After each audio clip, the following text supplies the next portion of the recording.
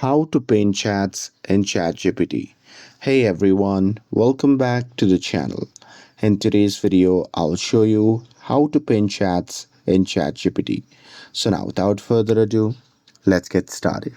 So here, first thing first, open the ChatGPT app on your phone.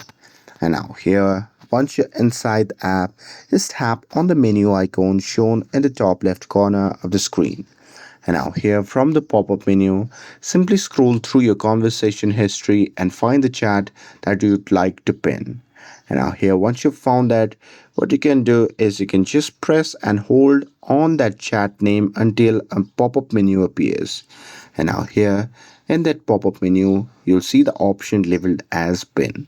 So there you can just tap pin, and once you do that, the conversation will now stay at the top of your chat list for quick access. And now here you can pin up to 3 chats at the same time. And if you need it, you can also rename your chats to make them easier to identify.